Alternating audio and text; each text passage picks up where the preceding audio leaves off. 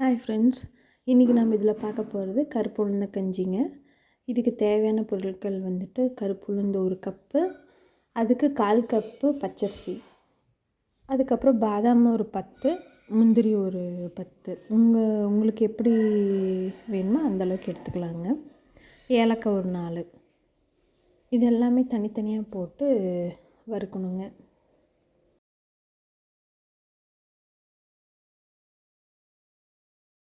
First கருப்பு உளுந்து வறுத்துக்கோங்க. வறுக்கும்போது ஒரு ஸ்பூனு வெள்ளை உளுந்து போட்டு வறுத்திங்கன்னா அது கலர் நிறமாகிறது நமக்கு தெரியுங்க. கருப்பு உளுந்து நல்லா வாசம் வரந்தனையும் வறுத்துக்கோங்க. வறுத்து எடுத்ததுக்கப்புறம் பச்சரிசி போட்டு வறுங்க. கொஞ்சம் மிதமான ஃப்ளேம் வச்சு வறுக்கணுங்க.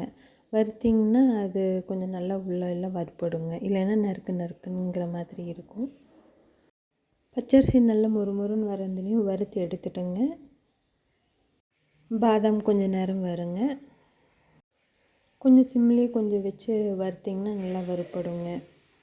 அடுத்தது முந்திரி போட்டு வறுத்து எடுத்துக்கோங்க.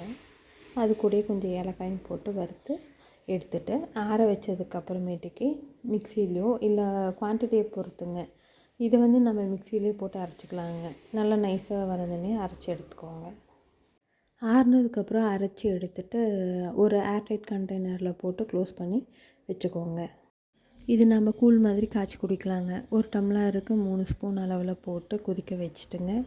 தேங்காய் பாலோ இல்லை தேங்காய் திருவியோ அந்த மாதிரி போட்டுக்கலாங்க. போட்டுட்டு இனிப்புக்கு கரும்பு சர்க்கரை இல்லை தேன் கலந்து 1 டம்ளர் குடிச்சிட்டு வந்தோம்னா போன்லாம் நல்லா ஸ்ட்ரென்த் ஆகுங்க.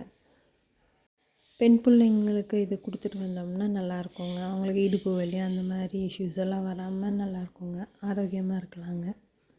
Thank you all.